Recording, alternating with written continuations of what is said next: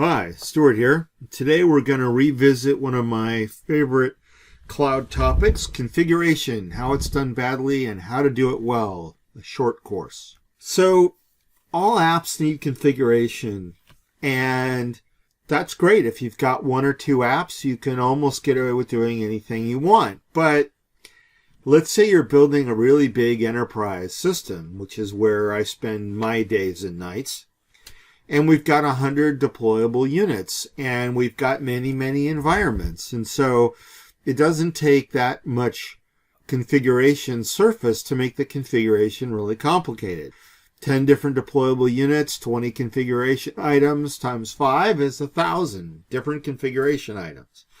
And that gets out of control very quickly, because in a really big system, or even a medium-sized system, I could have 100 deployable units if I count things like SQL schemas and things like that, all of whom might require configuration. Configuration for the runtimes themselves, configuration for the pipelines, configuration for plugins, configuration for my web APIs, configuration for my Azure functions, etc.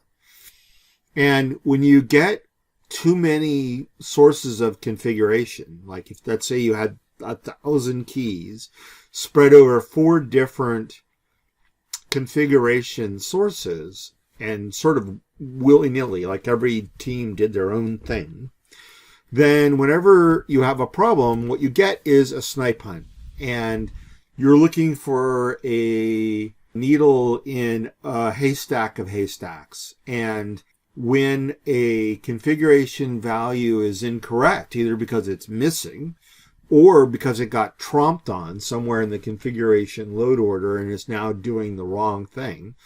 And of course, the most awful instance of that would be to say if QA suddenly started pointing towards the production SQL server.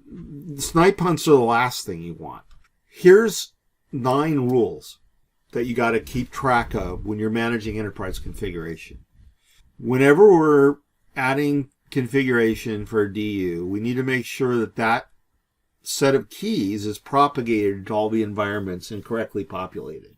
As the number of deployable units increases, and remember, that's not just your code, that's all the backing services, that's all the databases, stuff like that. You've got to make sure that you have a plan that you can work and will scale and not require you to have an infinite number of DevOps people. If have kind of a base set of settings, and typically this is like for logging, the level of detail for logging, and it doesn't necessarily vary that much environment by environment. Maybe Dev and QA have a higher logging level, but, say perf, pre-prod, and prod don't. How do we manage what those things should be? And if every deployable unit has a completely different configuration mechanism, this gets to be really hard. And then the other thing we need to consider is configuration with code is, generally speaking, evil. And we'll explain why that is very simply, and that is, if I want to have a pattern of build it once, deploy it many times, I either have to have configuration variations with each configurable unit. So for example, .NET lets you make application settings -environment variable configuration files.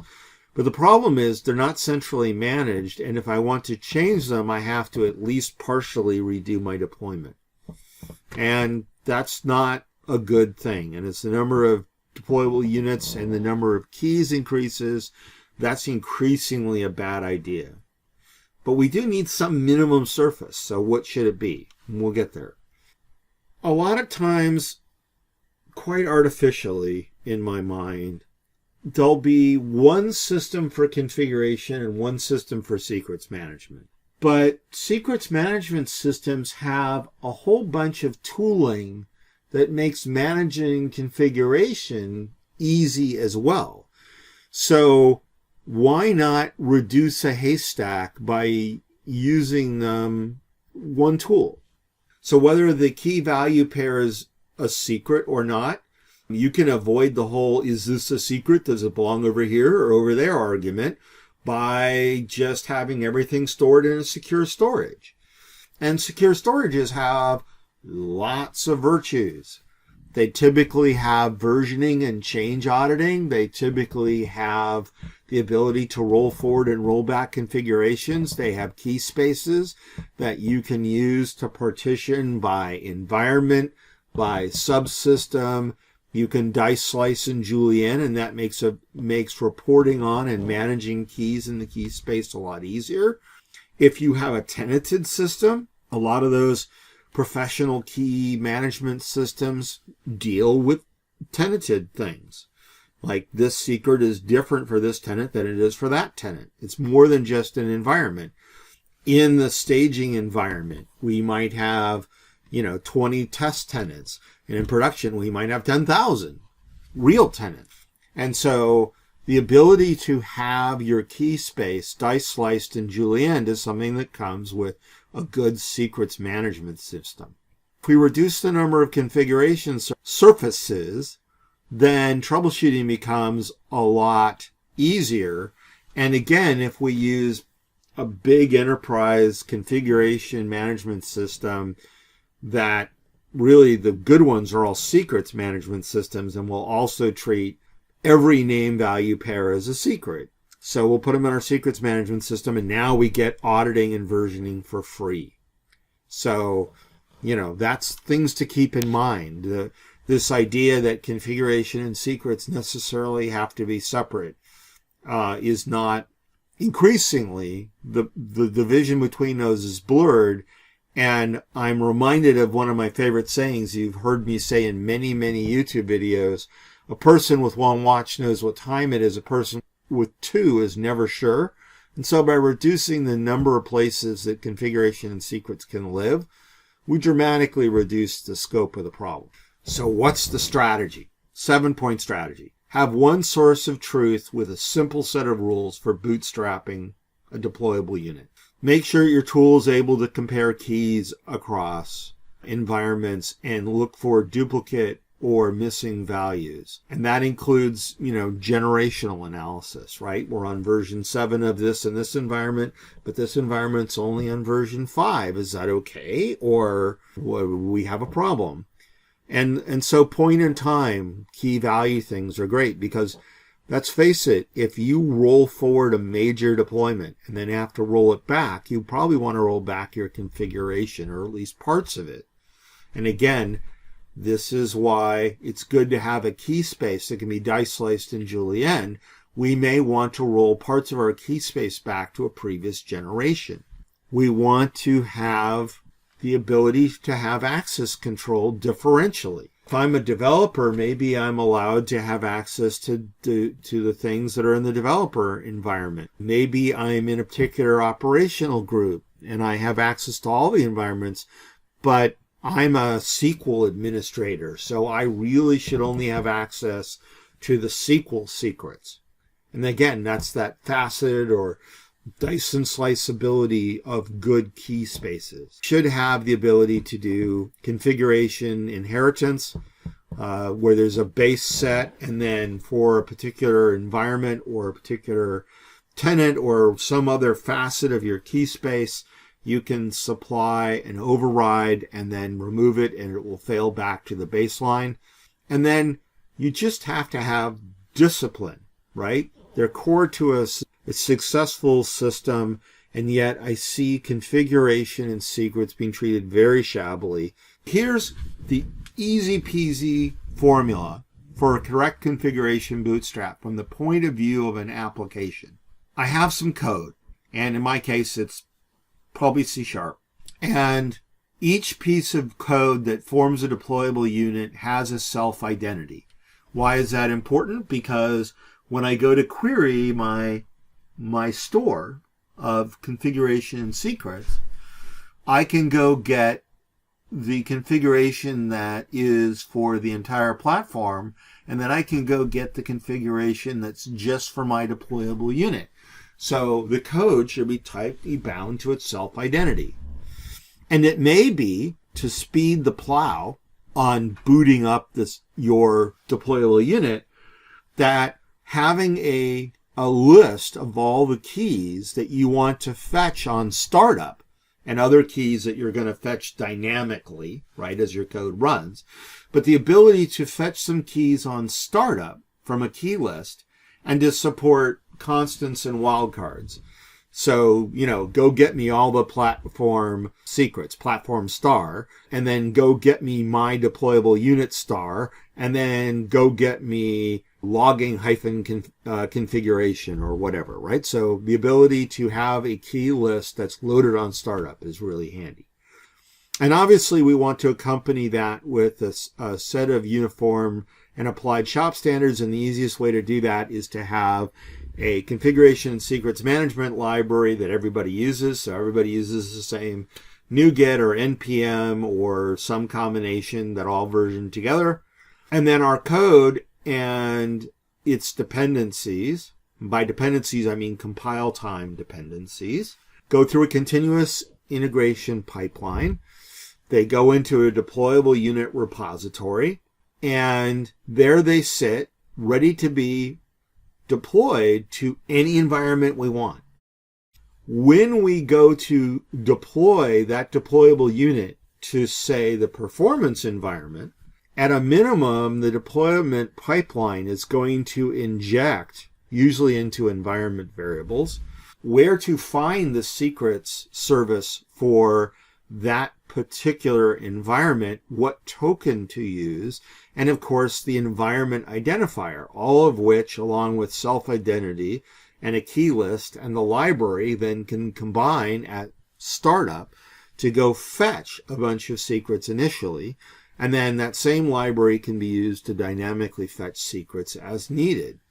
And so in step 3, right, we bootstrap our app from the self-identity and key list that we have. We use that against our configuration and secret store, which we know where it is and how to get to it. We have a security token, and we know what environment to specify in our faceted search for keys and values.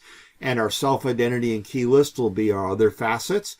And then our running code has configuration. And then while it runs, it can dynamically fetch configuration and secrets. 1, 2, 3. Very easy.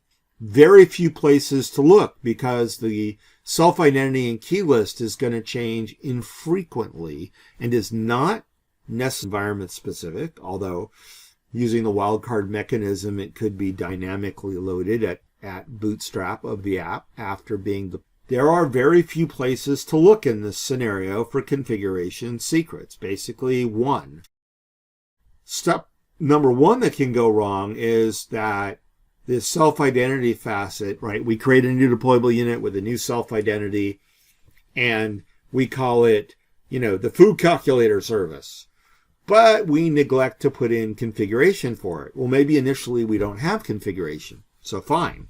But we can go wrong there. If there are secrets in configuration we want to fetch on boot and we forget to omit them from the key list, hopefully the library that was written to handle configuration and secrets will dynamically fetch it. But obviously that's going to be, lazy loading. It's going to be less efficient than if we'd preloaded it. Then our continuous deployment pipeline could mess up injecting the secret for where the service is, what the token is, and what the environment is, although it's unlikely to be the case, as that particular building block is probably shared across all the CD pipelines. And of course, our code could ask for a secret that simply isn't available in a particular environment for a particular self-identity using a particular token.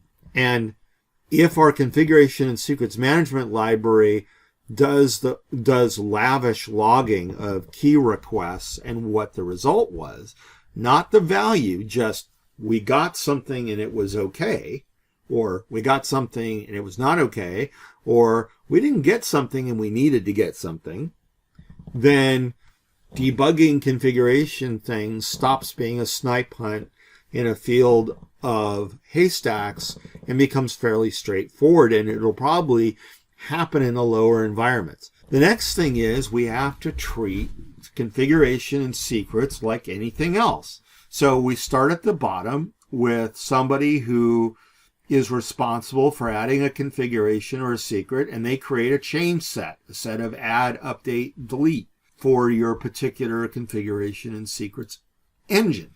And then they say, I'd like my peers to review this. And if the peers approve, and generally we put these things in to some sort of a pull requesting mechanism. A lot of times those change sets are encrypted, so they're only available in the pipelines or by authorized reviewers or viewers. And then there's an update pipeline that handles adding, updating, and deleting from the change set and versioning if required. And then out of band, we have a set of folks that are validators like InfoSec and configuration management and operations. And they can go in and ask questions like, we're coming up on a release. We noticed that there are a bunch of new keys in Dev and QA that haven't made it into any of the upper environments. They can go chase down the teams and find out what those things should be as part of the pre-flight check of certifying a release. And that can be as granular as you like. That could be for a single deployable unit, or you could be doing a mass release of a bunch of deployment units. But the secret there is, again, our ability to slice, dice, and julienne our key space. I've used some of these tools before. I've used all 4 of these tools before. There are more than just these, right? But these are the ones that in the .NET universe that I work in, which is mostly in Azure, that I have experience using. They're all credible tools that support most of the features that I've talked about that are essential. And you could not go far wrong looking at those, which is not to say that there are tools that are not listed here that aren't any good. Last thing is, treat secrets and configuration with the same weight you treat your code or anything else. And your enterprise life will get a lot better as you both scale out in terms of number of deployable units and scale up in terms of number of secrets. And that goes double for something that's tenanted. My name is Stuart. Thank you for your kind attention.